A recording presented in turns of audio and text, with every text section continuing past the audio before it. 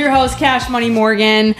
You guys, oh my gosh, today has been a freaking day. It has been a day. Before we get into anything, I have to plug what I gotta plug. You guys rock. Love you guys per usual. The trucker hats are live on the website, www.keepingupwithcash.com. I'm wearing one right now because I'm that guy. So please go buy one so I can eat dinner. I'm just kidding. No, seriously. If you buy a trucker hat, it guarantees a few things. Guarantees you're less likely to get COVID. Yeah. You're more likely to get hit on or get a boyfriend or girlfriend. Exactly. And what's the third one? It's the best holiday gift of the holiday season. The best holiday gift of the season. Like, forget Valentine's, Christmas, Hanukkah, Thanksgiving. Like, get your friend, get your significant other a trucker hat. Your boss, your coworkers. Oh my gosh, yes! The homeless guy down the street, he needs a hat. The rain. Come on, you guys. Get these trucker hats. Also, a big shout out to my girl, Brie Lamb, for the dope tapestry of the Keeping Up with Cash. She made this for me. She is just my friend for life. She's awesome. So big shout out to her. Yeah, Brie. We love you, Brie. So you guys, it is time to get in with my guest. Everyone, please give a warm welcome to the beautiful Madalyn. We're waiting for this sound effect. We need to tell them what happened. So, Madalyn, this episode is special because it took a fat minute. This is our third try, best try. Anything worth doing right. That's right. We literally tried recording, and then my SD card was having issues. We had to go to Walmart just to find out that I could have deleted all the files. That was why don't dads answer their phones on the first Dad, call? I love you, but like with the 15-minute call back with $20 too late. That's right. We did get some fire Chinese food from Panda, so this needs to be sponsored by Panda. So good. Yeah, this podcast is sponsored by Orange Chicken. Orange Chicken and fried rice, for real. So Madalyn and I actually met back when I was serving at a country club. Yeah. We kind of vibe. Yeah, shout out to Highland Springs. You know what it is, but we only hung out for like a bit. But you got some big things balling in your life right now. Can you just tell us a little bit of like where you grew up and what you're currently doing? I am from the Springfield area, so I'm from Nixa, like 10 or 15 minutes south, out of South Springfield. Graduated high school in 2017. Immediately went to college in Miami at the University of Miami. That was a good time, wild time. And then hung out there for a minute after undergrad, thought about what I was going to do with my life, and decided to move to LA kind of on a whim, substitute taught for a minute. Ended up back in the Springfield area because I decided in my time in LA that I was going to be a lawyer. And so right now I'm studying for the LSAT. Working a little job, hanging out with my friends, kind of resetting because I know that law school is going to be 3 pretty hard years ahead. Yeah. Dang, you guys, Madalyn's a queen. She's like, if you go to her Instagram, she's literally like a world traveler. Like, you're like, oh, this girl is a vlogger, influencer for sure. So can you just talk about like all these places you live? Like how are you able to do that? Like physically, financially, like was it hard to kind of bounce from, LA to Miami, all these places? Yeah, in a way, I feel like when you're young, like the way people say you kind of feel invincible, there is a certain amount that's like, well, I can't fail. I'm young, I'm smart, I'm awesome, I can do all this. Most of this time, I have been 100% supporting myself, and so I feel like you have to be thrifty if you want to go out and do things, and you're young and you're paying your own way. So things like Miami, that was just a matter of where I applied to college. But then through that, I got the chance to live in Chicago for a summer. I lived right across the street from Wrigley Field, and that was just friends of friends. People gave me the connection. Next, I studied abroad, so I lived in London. That had a little more preparation and work to it. I actually got to move there with a boyfriend at the time. We studied abroad together, and that had to do, get me visas together and everything, but still, just a little bit of preparation, which is hard because I'm kind of a procrastinator. I'm kind of all over the place, but I got it done. And then I've lived in LA twice now, and both times very revealing, but I've just kind of felt like once you're an adult and you pick the place that you're going to live in, I want to know that that's the best place, the place I put down roots, I want to be sure. Right. So I've kind of been like taking a little taste test of all the big cities. Yeah, for sure. I totally feel the same way. So out of all the places, what did you like the most? London for sure. London big time. There is this quote about London that says, when you're tired of London, you're tired of life. Like there's nothing left for you on earth. And it's because it really is like, the theater tickets, their equivalent of Broadway, like $10. The bus double decker, like the drink's really good. The people very cosmopolitan, like someone who's Polish on one side and someone who's Australian on the other side. And I feel like it's living in the the big cosmopolitan city of Earth. It's kind of tricky to get there if you're from the US and you want to live in the UK. You really got to do some finagling there. So maybe that's something that would happen in the future. Maybe I'll get married, I don't know, to a lord or something, but rock on, in the meantime, it's just nice to visit. Sticking it into existence, for sure. Call me Prince Harry on number 2. Bro, Prince Harry, I'm Team Harry, bro. He's so fine. Like, he's supposed to put like a book out this fall, and him and Michelle Obama got into a whole like war about whose book was going to come out whose days, and I assume it's some kind of tell-all, and then the Queen died, and I'm like, what's going to happen with this book? Oh my gosh, the tea. Would you put out a book talking bad about your grandma's family right after your grandma dies? No, right? Oh, yeah. I wonder what's going to happen It's not good press. Shoot. Anyway, but London, love you long time. Shoot, now I have to read the book. I don't even be like reading like that. Now I got to read the book. Imagine Prince Harry and Michelle Obama like dominating like the New York Times best-selling list. Oh my gosh, amazing. Okay, so something exciting about your life right now. You recently just did something amazing. Will you please tell my people what you just did? Absolutely. I am a contestant on an episode of ABC's Press Your Luck. It's a game show they had around in the 70s for a minute and then kind of went dark, and they brought it back as a second iteration. And what happened is I was just living in LA, I was substitute teaching. It's actually kind of a funny story, and I was in some Facebook groups for like people who are broke and people who need work. Wait, do they have that for Springfield? I'm sure they do. It was called like Gigs, Freelancers, and everybody else. Like that was the name of the group. Oh my and somebody gosh. posted in there was like, hey, I cast for this show, and if you've ever wanted to be on a game show, you know, this is probably your chance. And I commented and was like, I'd love to try this out. And so we set up a time to talk, and I actually go to Universal Studios the next day as part of my substitute teaching job, and I dropped my phone off a roller coaster, and it's gone, like in the roller coaster, and I'm like, oh no, my game show man is on that phone, and I can't answer him, and I can't explain to him why. Right. And so that whole weekend goes by, and I'm like fighting with Universal, trying to find my iPhone, get my phone back. I pick it up on Monday morning from the office, and this guy has called me, the producer, like 16 times, and I was like, I blew it for sure. And I call him back, and he says, Madalyn, I've been waiting for you all weekend. Like, we're going to interview you right now. Are you ready? And I'm in the parking lot on my way home from Universal, and I'm like all in a mood because I had to like eating her soft pretzel, trying to like figure out. Oh my gosh, losing your like phone is so embarrassing. I can't think of a greater L that you can take on a roller coaster than to take your phone on it and lose it. And so right then and there, he's like, you know, we really like your personality. We like the way that you talk. They mostly kind of, in those first stages, are looking for, is this someone that could handle being on stage in front of a studio audience and won't completely freeze up? Because it's not the case for me, but I met a lot of people in college that was like, if you put me in any kind of crowd, like, that's it, game over. I'm like, not me. I love crowds. Oh my gosh, like, I play for the crowd, right. And they were like, every kind of stuff of the way something was funny is, if you would make a little joke or a little quip, which I do like to quip, they'd be like, oh, that's good, keep that in. And I was kind of like, what does that mean? They're like, that means when we shoot the final episode, this joke that you made in your interview, we would kind of like you to say something similar on TV. And so if I made a joke about how, like, I don't know, my family hated to camp, but like I took them camping every year, they were like, make sure that you say that. Like when ABC comes on, I was like, that's very interesting to see kind of how it works behind the scenes. Yeah. So just lots of interviews, and then eventually they were like, who would you maybe want to come with you to LA to be on the show with you? And so I submitted my mom and dad. Do you go with family? Is that how that works? Or? So I lived there, and they were initially casting contestants from local. So that was me, check. But then once they have invested a significant amount of time into background checking you, checking your socials, make sure you're good to go, they'll say, okay, who would you like to come and support you on the show in the event that you went to the final rounds? I submitted my parents, and they're like, okay, we're going to talk to them on a Zoom call. I was like, I cannot think of anything worse than my parents on a Zoom call with the producers of this game show. What are they going to say about me? You know, I don't even know if they know what I did for a living at the time, which is substitute teaching. And like, my mom probably would have been like, yeah, she was supposed to be a doctor, but now she's a substitute teacher. I was like, she can't be trusted. And I guess it went well enough. They called me back, and they said, okay, we're going to keep the ball rolling. And from that point, it was probably like another month of just calls, and then it was go in for boot camp. At every point, they say, you know, we could still cut you. At every point, you know, don't get excited. Wow, you are replaceable. They said, don't tell anybody. Don't post anything about it. We'll send you home in a minute. And so the day that I came in, and it was like hair and makeup and everything, I was like, I still can't even let myself get excited yet, because they still could come up and be like, actually, we decided you're bad for TV. you gotta go.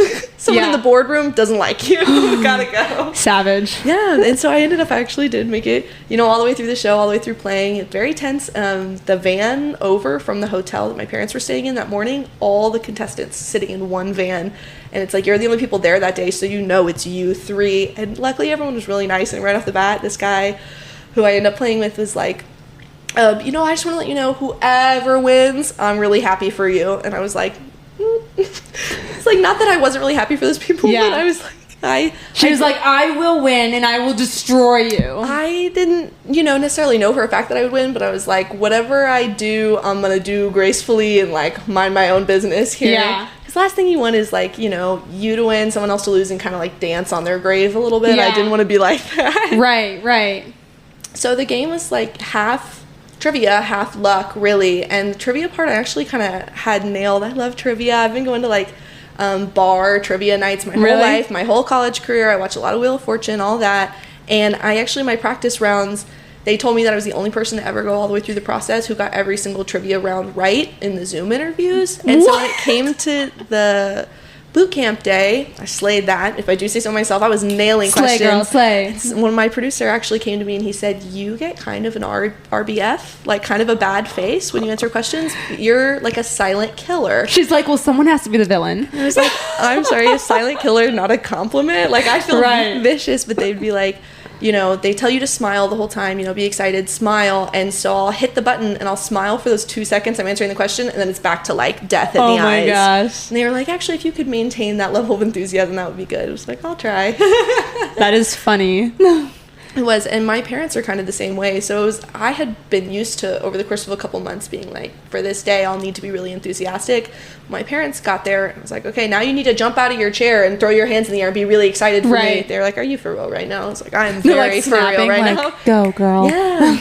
It's like, now hop up, like you really are excited for me. So how many months, was the span of you went through the first phone call with that guy and then to, finally finishing shooting? I probably started the process in late February, I want to say, living in LA, and then probably got in touch with them once a week, and they told me shooting dates were going to be in mid-May. And so I was substitute teaching this time. I was like, okay, I'm going to take off work from my teaching job to go do this because it's a game show and I want to do it. And they, at that time, said, okay, so we're going to air sometime in the fall. The season starts in July, but there's anywhere from 12 to 15 episodes. You don't really know where it could go from there. So it could be July, it could be October. And isn't that so crazy how when you do a reality show, they just have so much control. Even Bachelor Nation, Too Hot to Handle, all these shows, they're like, you signed this contract, you quit your job. I'm like, is there a reality show I can do that's gonna 2 weeks so I can use my PTO? Won't require me to get fired? Absolutely. Literally, you gotta surrender your whole life, your social media, everything for this show. And it is wild to me, honestly. I actually thought about that not really that my social media needed any cleaning up. I normally keep it pretty above board, but did cross my mind to go back through. I have a really specific spelling of name, and I was like, so if my profile is public and then I'm on this episode, my name is spelled this very specific way, am I ready for the world to see my Instagram as it is now? I archived a few things, nothing crazy, but I was like, things I wouldn't want somebody's grandma to see. Yeah, for sure. Yeah, I get that. And it overall was a really good experience, but the high of doing the show, I wouldn't take it back for anything. I'm so glad I did it. But the high of doing the show was very tempered by, I actually didn't know if my episode was ever going to come out. And even right now as we're talking, it was supposed to be on last week. And then the Queen died and ABC cleared their whole schedule for the night. It was like, everything's canceled. And they called me and told me that. That was nice. They're like, we don't know when it's going to be on. It will be on, but we don't know. And it's like, it's almost like this cosmic joke that the episode itself will never actually come out, and no one will ever get to see it. It's like I made it all up in my head. Yeah. They released photos to me this week though, and that was really nice because I was like, you weren't allowed to have your phone. It was a van from the hotel to the studio, and then it was everyone needs to be triple vaxxed, everyone needs to be COVID tested every day, masks everywhere, and then phones in triple vax sealed Ziploc baggies. Bro, I'm never getting that. It was a real tight ship, and LA was very much like that for a long time. I want to say even LA has like loosened, but I worked in a school and then did the game show thing kind of on the side. In both places, it was like very stringent COVID regulations that whole time, all the way up until like May of this year. Yeah, I worked at a charter school, and so they had a little bit, I'm not saying more money than a public school, but they had a little more resources. And so it was Tuesday you got tested like clockwork, and I was like, okay, every Tuesday, as long as I don't have to go pay for my own test, I don't really care what you guys do. But that school also was really interesting because in LA it was like an all outdoor school, and it was very non-traditional. LA, baby. Yeah, LA. Oh my, Kickapoo could never. Like, Nixa could never. Like, MSU's like gray brick stone campus. Yeah. Oh my gosh, that is funny. So what was your favorite part about doing a game show and having an experience like that? I definitely want to say the host was Elizabeth Banks, and I don't really have anything to say either way, whether she's extra nice like you'd expect, but she just was a real professional. And as a woman, I felt like you are a boss. She would like wear little slippers in the off takes, and then bam, stilettos for the take. Yes, she would snack on little Skittles, and like she always had an assistant bringing her little Skittles, and her hair and her outfit and her makeup artist were the bomb. And on top of having basically the whole show memorized, because she's just spouting a lot of that right off the brain, she also still kind of took time to be invested with you in that moment. And I was like, I can only hope to be this kind of entrepreneur someday. Like, this woman's killing it. And on the side, she directs, she acts, she does everything. And wow. I kind of feel like hosting a game show would be a good gig. It's like you just show up these 5 days of work and bam, it's like corporate America's game sweetheart. Show. Yeah. I'm sure that's what they think of as like, instead of going and shooting a movie in Australia, it's like, I'm just gonna pop over to Culver City for a couple days and make $1 million for the season. To Steve Harvey, like he's got like multiple shows going. I think he's collecting a check. Man. It's sad Oprah's not around anymore, because that's really how you become a personality, is you go on Oprah and then and Ellen's not on either, so no way. I mean, it's a Drew Barrymore show. What's Kelly Clarkson's show? The Titans have fallen, really. The OGs, Oprah, we Ellen. need to make our own show. Keeping Up with Cass going broadcast. Wendy Williams is gone too, so it's really like the whole OGs are all gone now. Man, they need some new queens out there. So we might pull up. You never know. So are you friends with any of the people that you're on the show with at all? Have you talked to them at all or no? For a hot minute, I didn't have their last names. Honestly, to tell you the truth, I have been creeping on the Press Your Luck Facebook pages and Instagram pages. You can't like tell each other your names or anything? So I didn't have anybody's last names. It wasn't necessarily they said we couldn't. It was that the energy was tense. And it was like, we're all getting ready to go up for like 500K. I don't think anybody really wants to get too social. Yeah. But in stalking the Facebook pages, I saw one of my other contestants comment the other day. Someone was like, oh, Elizabeth Banks looks so rude. I would never want to meet her. And LaShondra, who's one of the contestants, LaShondra was my girl, she commented and was like, I actually enjoyed every single moment that I spent with Elizabeth Banks, and why don't you think before you speak? And I was like, yes, LaShondra. So now I know who she is on Facebook and everything, and I can find her if I wanted to. But I won't say anything about my episode, but I don't know that the way things turned out, everyone would necessarily want to be like friendly. Gotcha. But I'll have to watch and see. I'll tell you about that. Yeah. About how that went. So do you have any advice for anyone? Okay, I guess me. No, I'm just kidding. I guess for someone who would ever want to be on a TV show or a game show like that, like, do you really feel like you would have to move kind of to a place like LA, and probably have all those certifications to get on? Do you feel like, people have open chances when it just, going to Netflix and applying online? Like, what are your thoughts on that kind of process? I really have two separate things. The first is that they really categorize when they are casting for locals and when they're casting the whole country. So even though at the time I was a local for Press Your Luck, tons of other people were coming in from like Michigan, Washington State. And the way that must have worked is the way that I applied happened to be through someone who, probably for budget reasons, is like, we're going to get at least 10 people from the LA area so we don't have to pay for flights and hotels. But then those other people, I'm sure, just applied on the website or to any old casting call because they flew them all in from wherever they were from, which I thought was really nice. So my advice is there's going to be lots of stuff that's, locals only, New York only, LA only, but there's also tons of stuff. I know Jeopardy and Wheel of Fortune do the whole country. So just make sure you're applying for the right one. And then the other thing about getting on a show is this kind of cross applies to all reality TV, maybe The Bachelor, Love Island, any of that kind of stuff, is on the one hand, if you look at me in January, I am like an underemployed college student who hasn't done anything in my major, who is like, you know, no claims to fame, like really nothing to speak about. But then on the other hand, I am somebody who's recently graduated, really likes to travel, and started substitute teaching in California literally just to fill the need for teachers, like not for any other special reason. And when I kind of repackage myself that way, I'm not saying I lied about anything, not always 100% the truth, but there's definitely a way to spin it. It's like, am I some bummy 23-year-old who doesn't know what I'm doing with my life, or am someone who's like just figuring things out? And that package was a lot more sympathetic, I felt, to the TV audience. A lot more...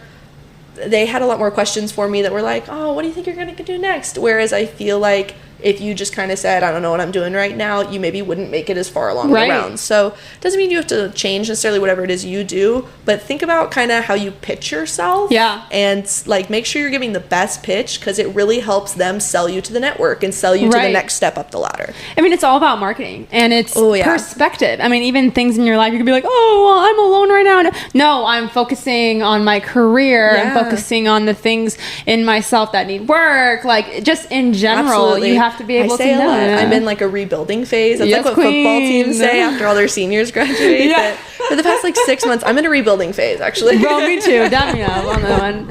Oh, we had to hit the high five on that. Absolutely. Because this whole new apartment, this is the first podcast in this apartment. And I was telling Madalyn, I was like, first of all, this apartment is the size of a shoebox, but it's my shoebox. So it's efficient. I'm obsessed with it. And I wasn't going to show this, but I'm going to show her, YOLO swag money. My neighbor, so you can't even see it, but like I have these fat windows, and like literally 20 feet away, there's like a boy who lives in the other apartment, and he has big windows too, and it's giving Taylor Swift, You Belong With Me. Like 100%. I was telling him, I'm like, I mean, this guy looks like he's a sophomore in college, but he plays the keyboard, and I'm just like, we could be friends. Like, should I put a piece of paper up and say, hey, like, tacos? Yeah, absolutely. Let Morgan know if you think she should talk to her neighbor. Please let me know, because I'm not out here like we need to be together and fall in love. I mean, if that's God's plan, I'm not gonna get in the way. I mean, we're also neighbors. What a way to meet somebody. You literally could sit on the couch, turn eye contact with this man. Yes. He's got the full Keurig wheel. He's got like 64 coffees ready to go. Oh my god. Morgan thinks his mom bought that for him, but I think it's a sign. I think it's a green flag. You think it's a green flag? Yeah. And it's one of those things where the Kardashian season hasn't come out yet. So not that I'm like a creeper, but I'm just like sitting in my apartment and I look over the window, and it's kind of like reality TV to me, because he's just doing his thing, I'm doing my thing. I don't know, so let me know if that's weird, but updates to follow, because I think it's kind of intriguing. I think so too. I might have to come back over and see what's going on with Neighbor Man. Yeah, we'll make it a series or something. So you're back in law school now. The show's gonna drop.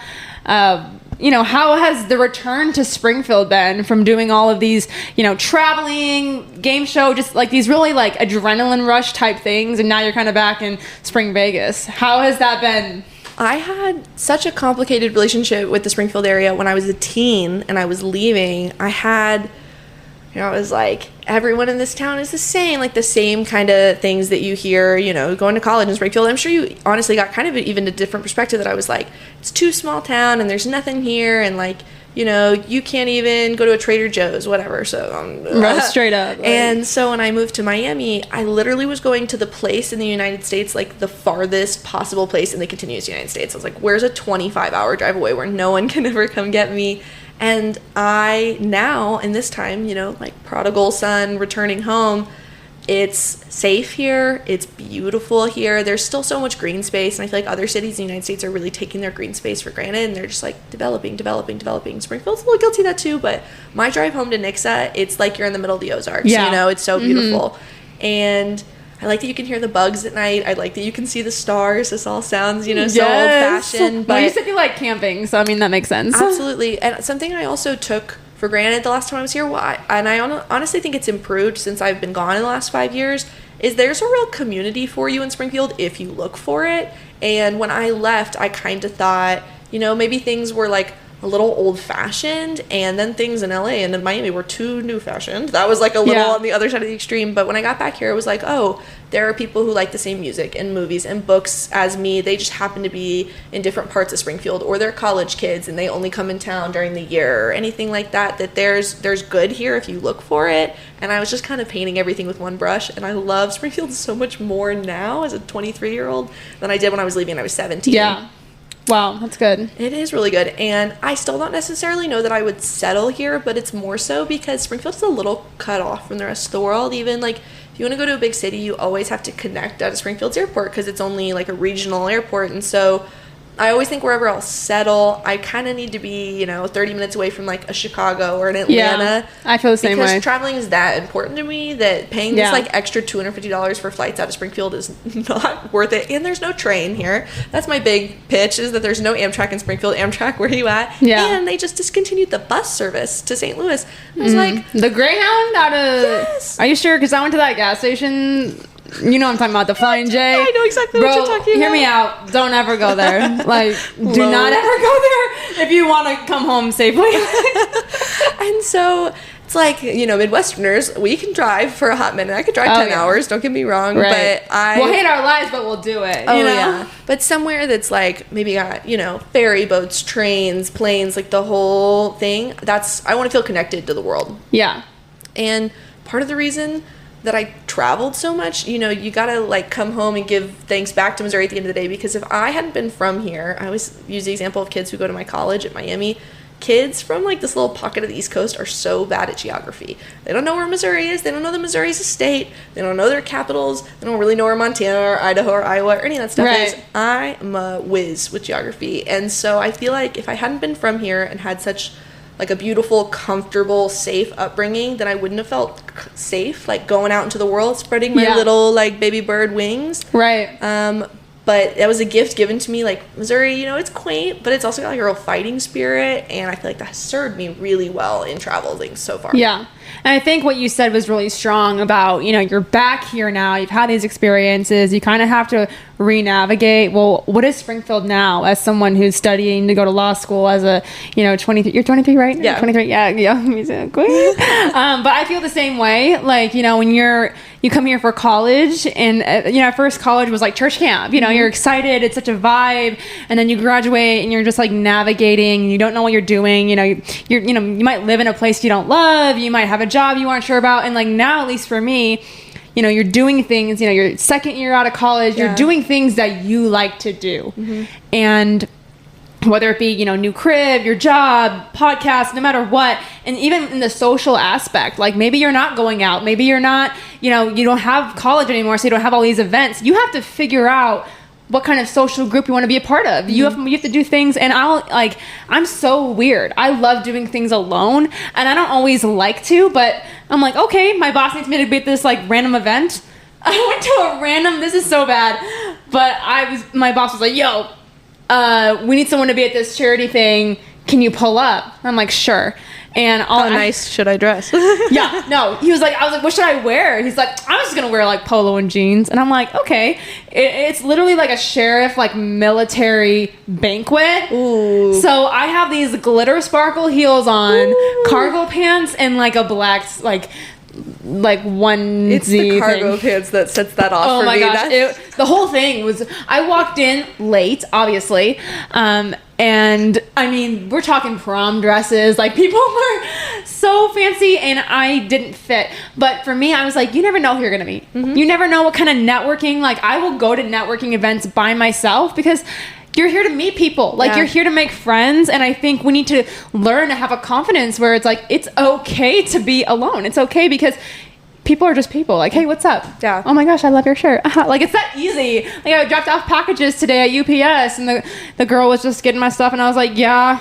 I said, yeah, like, this is some merch for my podcast. Like, whatever. Business card. And I literally gave her a business card. And she was like, that is so cool. Yes. Oh my gosh. And I was like, thanks, girl. Catch you later. Like, it's just that easy. Mm-hmm. And so, like, go do that. If you don't, you're older now, things are different. Like, you have to kind of create your new life, like your new social vibe. And I can't even really claim it as my own advice. That would be not true, but this is secondhand advice from someone that I really look up to, that I went to high school with, and he said something along the lines of, the sooner you start failing, the sooner you can start succeeding. And I was 100% big perfectionist as a teenager, big perfectionist. I honestly went to college, not to say like I burned out, like I didn't try hard or anything, but in high school it was like merit, merit, merit. Like, where can I get a ribbon? What club can I join? And I got to college and I kind of was like, I want to study movies. Like, I want to skip class on Fridays. Like, I really kind of let it all hang out a little too much. But since then, like I said, it's hard for me to start projects even, because I'm like, the idea that I might do bad on this project is so horrifying to me that I don't even want to start, and I'll take a 0 and fail just to not have to face the fear of like doing a bad job. Wow.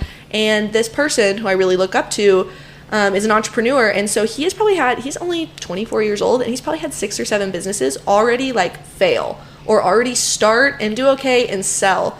And if you, at the time, he looked like a fool, because it was like, you're failing. What do you have to show for it?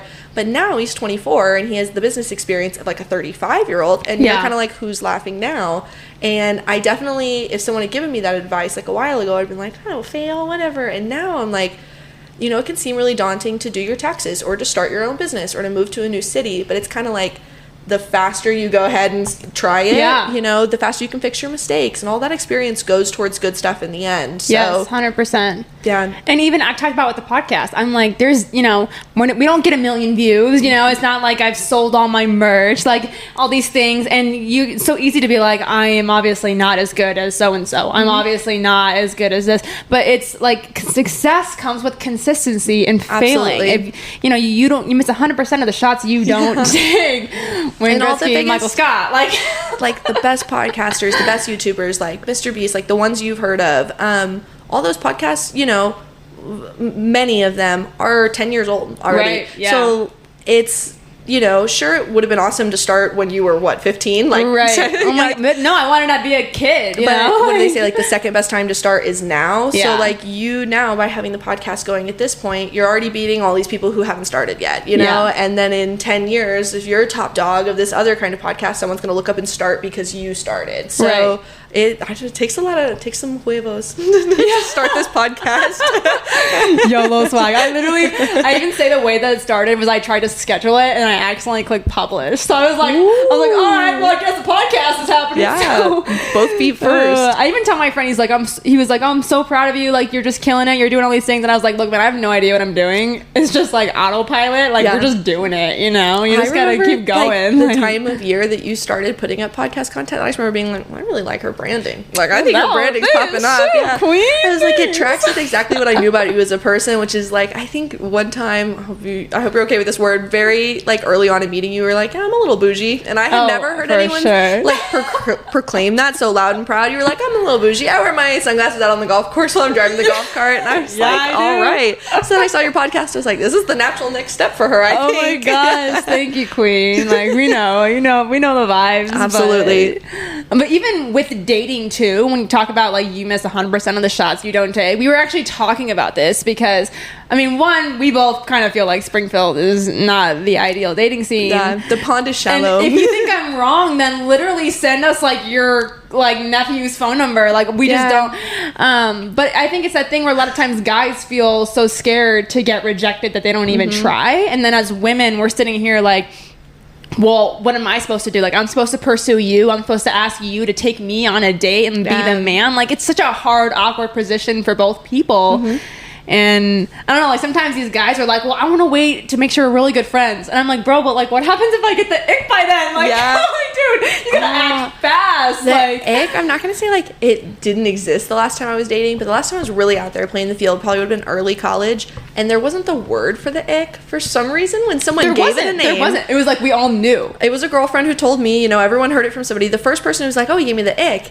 And I almost didn't even have to ask, because that word, you almost know what it means. I was like, what does that mean? They're like, oh, you know, it's when you just don't really like them anymore. Cringe. And I was like, you've cursed me by telling me what the ick is, because now that you have a name for it, it's like I can be having like a first date with someone, I'm like, cargo shorts, like, ick. But some of these girls are so crazy with the ick. Like, I feel like I get the ick from ickable things. But I saw on TikTok, this one girl was like, when you're on a first date and you can't find a parking spot, ick.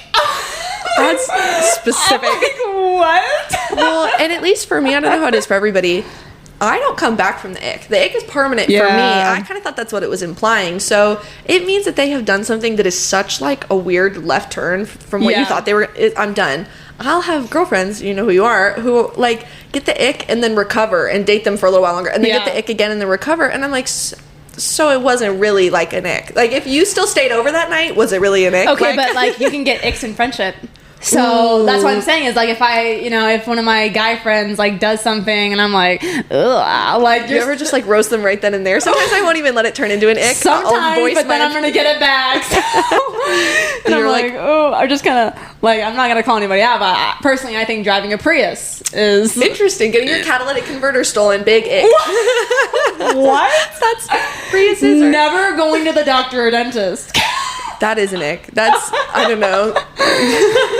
I'm like, what? I'm like, how do you know you don't have 16 cavities? Because you could. You don't know for sure. I don't know if I can think of. That's funny. People, I heard this one a long time ago. It's just like no judgment necessarily if you don't like to read. But I heard one that was like, if you don't have a single book in your whole house, like what's going on? And I guess like, I went through big phases of my life where I didn't read. I get it. But I always am just like collecting stuff from I got the Bible. Yeah, for real. If you don't at least have the Bible, like check. Reaffix your priorities. Yeah, you get one for free anywhere. Just literally. Go and ask your neighbor. Yeah. Okay, so out of all these places you've been to, like, how the men? I mean, was dating fire in Florida? Was it cool in LA? Like, or is spring? I mean, what was the best place? I guess for the dating scene. I kind of dabbled a little bit in most of those places.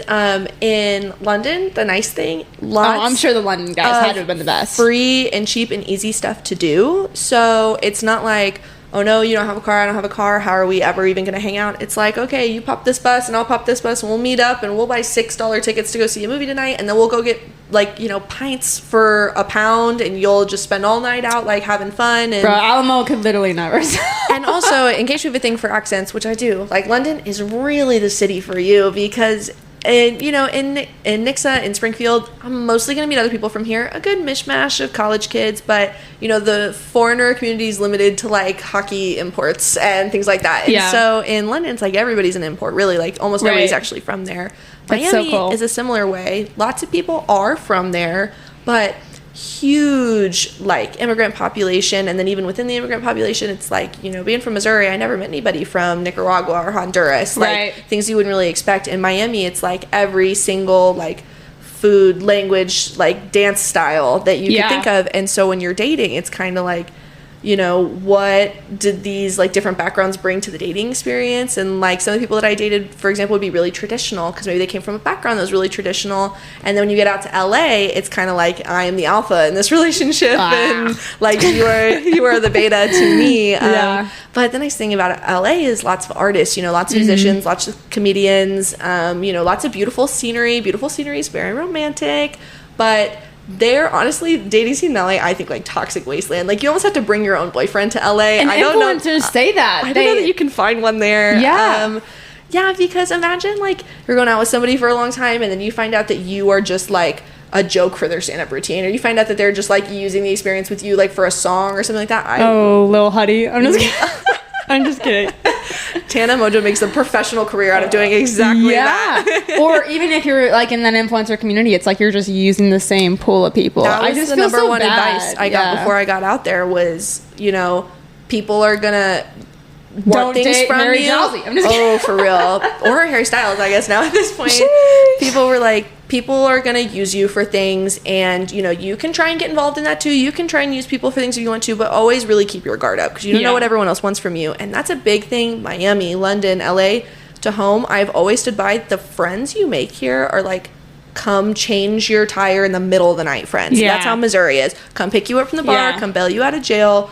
Like, I know their parents, they know my parents. There is a real bond there. Like, there are real ride or dies in Missouri. And, in LA or Miami, like, you could have somebody, not tell you that your apartment got broken into for, like, a week or two. And you're like, what, are you even really my friend? Like, if you're Oh like my that. gosh. Yeah, so the people here, that's another thing that I really miss about Missouri. And the other places, I'm sure there's good communities there, but Missouri just grows them good. The Midwest grows them good. I think I'll probably end up with lots of Midwest friends and maybe a husband in my day. Yeah. At least one. So obviously, I was going to ask you, like, dating life, but we already talked, but We discussed a little bit.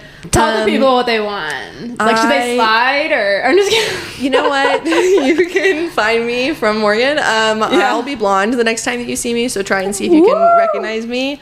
I would like to date. I'm open to dating. I kind of feel like, you know, as a woman, there are different parts to you, and the romantic part, or like the flirty, fun, feminine part, is a big one. And if you kind of don't date for a while, I feel like you lose touch with that sexy energy, because it's like, well, I'm just supposed to be sexy all by myself in my apartment, which I can do. You know, I can read a book and like have a nice night. Right. But we talked about how like physical touch is a big thing, and having been single for so long, I have readjusted. But I just remember what it was like when you do date someone. It's like to just have someone always to hold your hand and things. It's tough out here. Yeah, being actually, like in your work bag and being healthy. And I mean, I can be alone. You can be alone. But it's almost like, I don't want to be toxic. I don't want to use anyone. But man, like, I just want to have one night where I just like flirt my face off and have good banter and have it be like so exciting. Yeah. You know, like that connection for one night. Like, I actually have a funny story about that. That one time ever have I gone out in Springfield and had like a really top-notch meet somebody out at the bar experience. He was really cute. His name was, I'm going to say his name. His name was Tim. And he was tall, and I ran into him maybe at Finn's, and we had he had a nice voice, we had a little chat back and forth. I was like, okay, cute. So I gave him my number, and I was like, he's got to go with his friends, I got to go with my friends, but we'll make plans. I was in town for a week or two. So he leaves me a voicemail the next day. It's like, very sexy, Madalyn. Like, it was so good meeting you last night. And I was like, I actually just went back out of town to Miami where I live. And he was like, oh no, I'll be in Miami in like a month. Hit me up and we'll hang out then. So oh wow, I okay, hit him this up, man made a plan. and All right. he was like, actually, my business trip got moved from Miami. I'm actually going on a business trip to LA in a couple more months. And I was like, no sweat. I'm actually moving to LA in a few months. We can meet up there. And he was like, okay. So then a couple months later, I never bug him or anything, but I thought there's a little thing going on here. I hit him up and I say, oh, I finally moved out to LA. Oh no, don't tell me he's married. When's your business trip? And he was like, actually, like, I changed jobs and now I'm going to Nashville. And I was like, dude, I'm going to be in Nashville in like 2 weeks on vacation. And all that said and done, like, we never met again in person. And I really don't think he was like playing me or anything like that. It was just bad, like one by one So you guys circumstances. never saw each other in Nashville? No, Tim from Finn's. If you hear this, you hit me up. That's crazy but town. he left me one really good voicemail, and I think I'm gonna hold on to it forever because it Hear me out. New ringtone. I like the way he said my name. You know, Madalyn. Exactly. I love that. Yeah, I love that. It was so that was my last experience. Hope. You know, I don't hope like just anybody mid or mediocre comes around, but you know, like somebody smart, somebody I can laugh with, somebody who even makes me want to think about spending less time with my girlies because I really love them. I do too. Yeah. It's got to be a high standard from there. For sure. I'm obsessed with that. So obviously, you know, we're very similar. We both have crazy lifestyles. What is a crazy experience you've had? Do you have anything where you're like, this is actually nuts? I do have one of those. So when I was very first moving cross country from Miami to LA, which is 50 hours, if you do all of that total, I took my little sister with me from Missouri. So you drove? Yeah, I drove. Ooh, I've driven all over. Shout out to Subaru.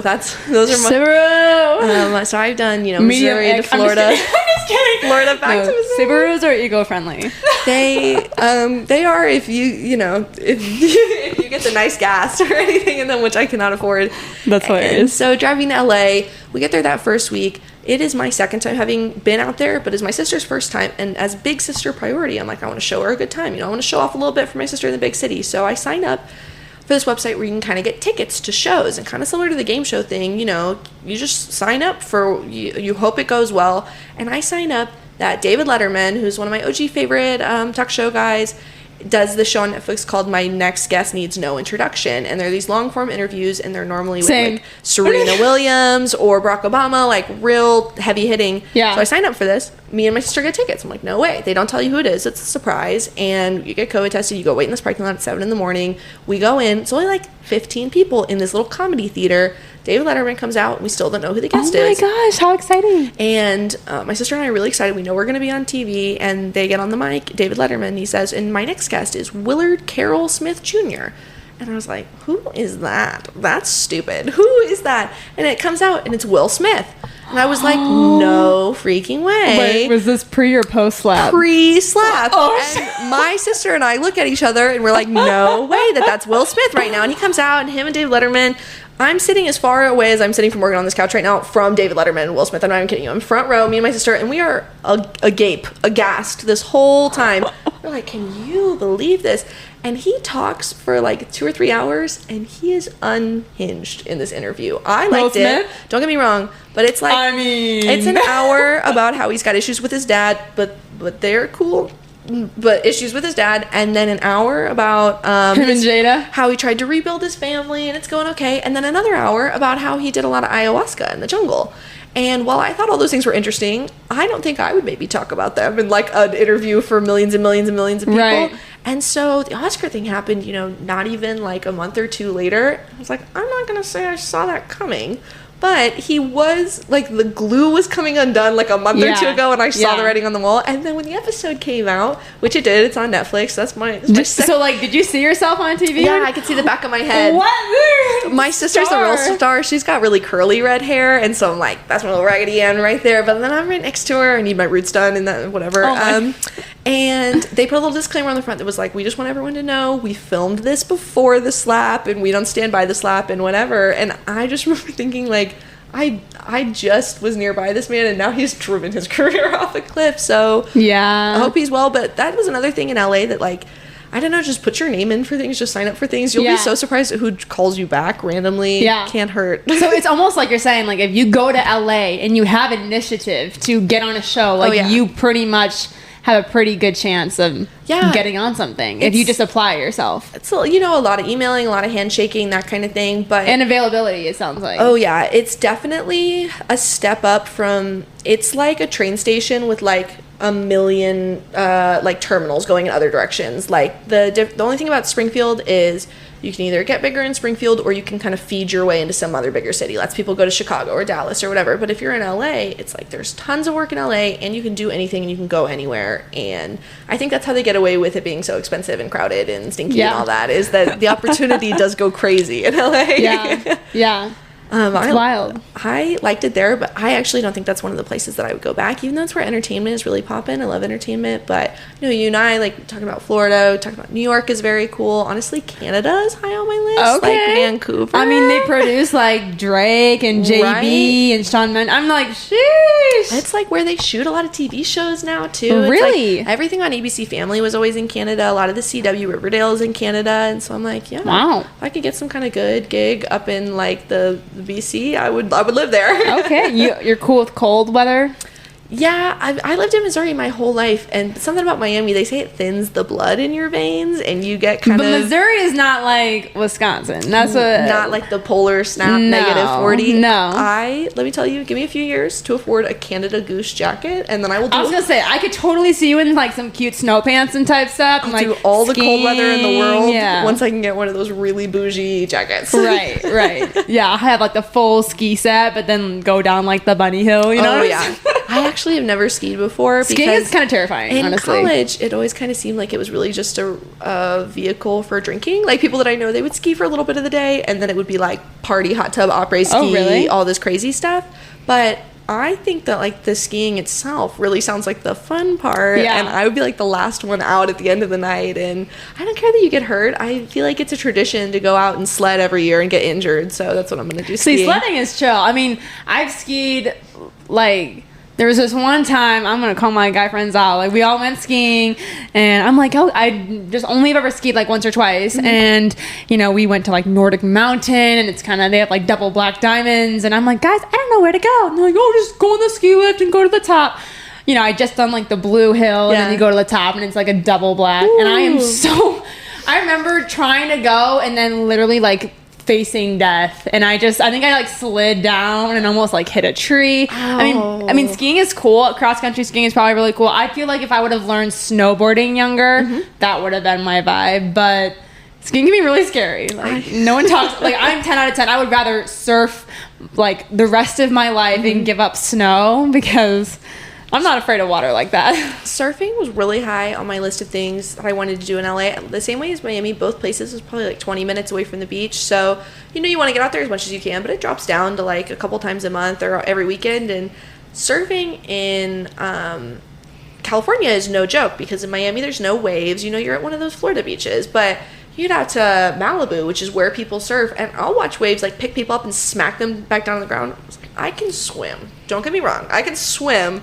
But with that level of ocean, I think I need to wear like a life jacket or something. Right, I think that I need more protection. Yeah. Because did you ever see that movie Blue Crush growing up? That was one of my bangers. I have not, yeah. It was such a sweet, like, little 2000s rom-com type movie. It was a girl about a surfer, and in that movie, they very, like, visually show her, like, hitting her head on a rock. And I was like, am I just supposed to get over that and get back in the ocean? Like, you're joking. Bro, seriously, me after Soul Surfer, I was like, you're telling me there's no sharks in this ocean. Like, I also made that movie about Blake Lively where she was like stuck on a rock getting attacked by a shark. That shark was nuts. Yeah, that was crazy.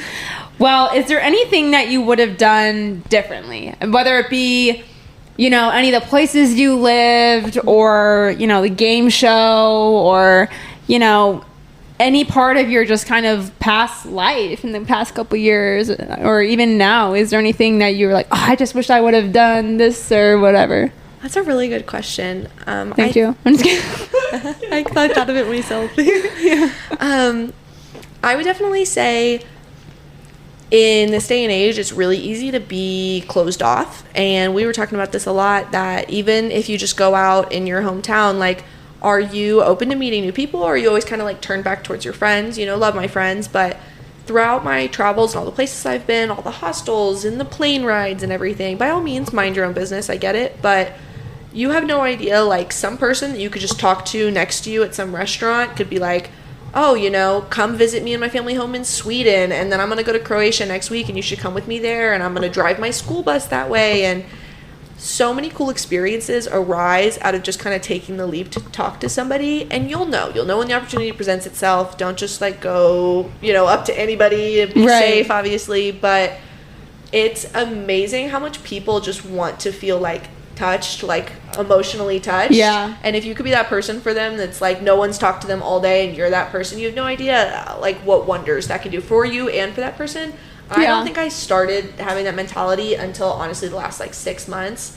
And now, you know, I still got hopefully 70, 80 years left to be that way. But I've got a friend who will go out at the beginning of the night with no plans and will just go where the night takes him. Like, you know, playing pool with Puerto Ricans, and then going shuffleboarding with grandmas, and then getting on a boat, and then going to play beach volleyball. And he always comes back and is like, I just feel alive. Mm-hmm. I think I would like to do more of that, and I wish I hadn't. You know, you only know what you know when you know it. So. That's right. 100%. And we're all just figuring it out, and that's, you know, it's a great skill to know. And something I like to do a lot is, like, when I go anywhere, I'll like ask people their name. Like, shout out to my girl Lisa and Rochelle from Sephora. Like, I went there and we just hit it off, and now this is so bad, especially if you have a shopping problem. But when I go to the mall, it's kind of like when you go to Europe and you have friends in Greece, you have to, like, stop and see your friends. Oh, it's like disrespectful. You're friends with your girls at the mall? Not just that. So when I go to the mall here in Springfield, if I don't stop by Coach and Sephora, and then I think it's like, there's like one more store. If I don't go in there and say what's up to, like, Arizona and Andrew and Michelle and Lisa, it's like disrespectful, you know? And so, but I just in front of these people, because I go in there and I'm like, oh my gosh, hi, like, your vibe, what's your name? And then you just create this kind of relationship. Mm-hmm. And I think we need more of that in life, you know? Absolutely. It's like the more stuff you do. I love online. I think the internet is a super powerful tool. I'm not knocking it whatsoever, but you definitely can tell, even if you just, like, look at the people around you, people are missing a little human interaction. Oh, yeah. And we like to do what we can. We like to provide that, you know, friendship or emotion or anything like that, you know. Even a little wink, little smile out on the town. I don't know. Yeah, for sure. Well, as we're closing, my last question before I do my usual thing, is there any advice you would give to someone who would love to be on a game show someday, or even excel? Because I don't think you can tell us how you did on the show, right? Right. Not you can't tell us. Yeah. But it'll be on Hulu pretty soon. Pretty soon. You better tune in. But is there any advice you would give to someone who maybe wanted to be on a game show, or like when you're on there, like the kind of attitude you should have or mindset?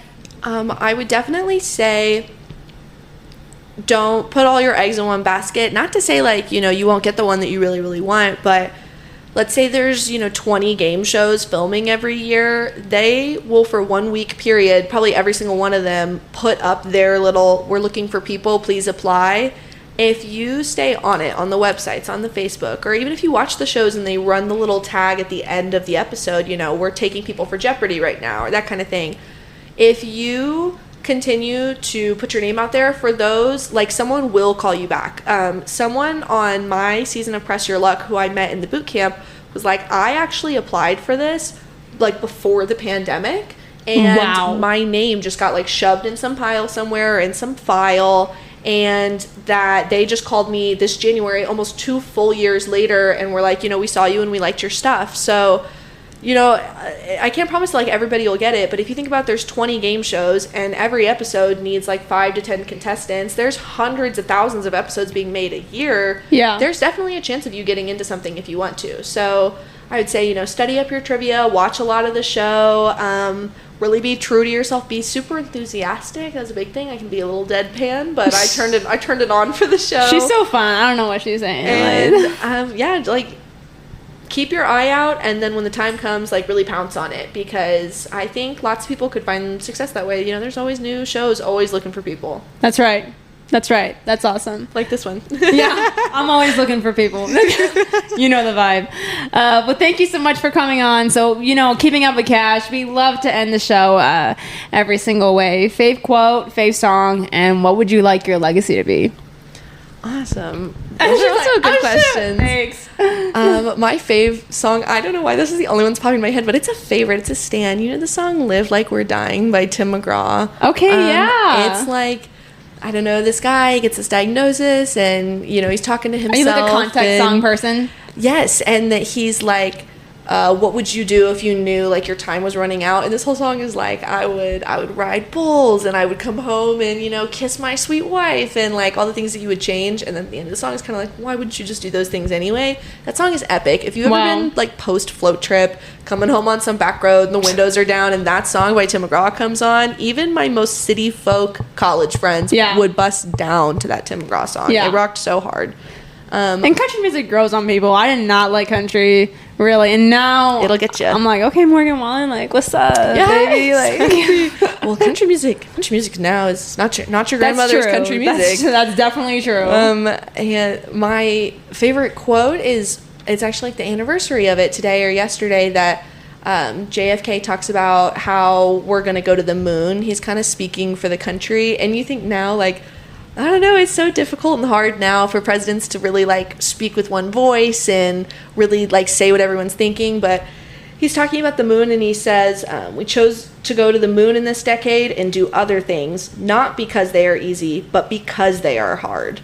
And I always remember hearing that and be like, that's ridiculous. And the older you get and you hear the saying like if it's easy, everybody would do it, or that kind of thing, that, I don't know, to kind of challenge yourself. You like to do things that are tricky, and I just feel like that really hit the nail on the head, that if it's worth doing, then it's worth like going through the battle to do it.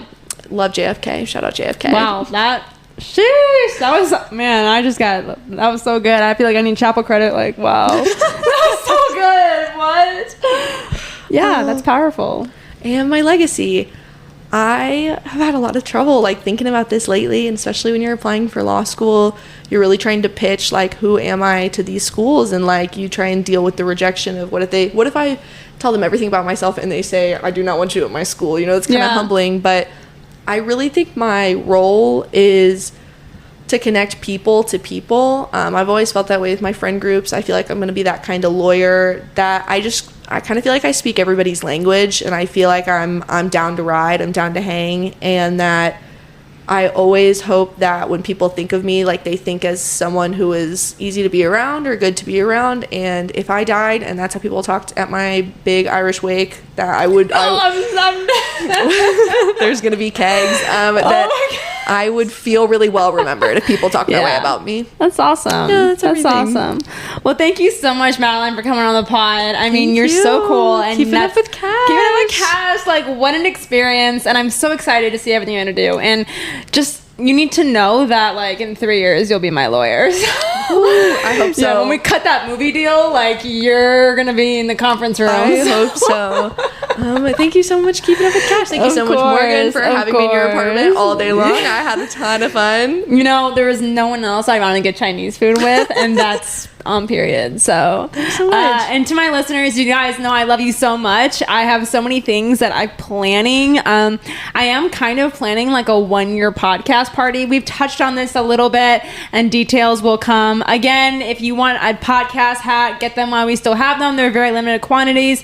I'm excited to eventually roll out some more merch, but I kind of want to be able to get rid of some of the inventory. Like, buy your kids a gift, treat yourself. Like, comment if you think that Morgan should invite her neighbor to the 1-year podcast party. I am pro. I'm thumbs up. You guys let her know. It was so funny too, because I was telling her, I was like, I am an Aries and I love attention, and I feel like I'm not trying to creep on this dude, but I'm always looking over there because these windows are huge, and I feel like he never looks at me. And I usually don't care, but like, the willpower that takes, the amount of mind my business you have to not look at your neighbor who's got totally open windows. I know. Mind blowing. Anyway, he's gonna come to the 1-year podcast anniversary party. And it's just driving me nuts because I'm like, bro, when someone who needs attention does not get attention, it is like driving me insane.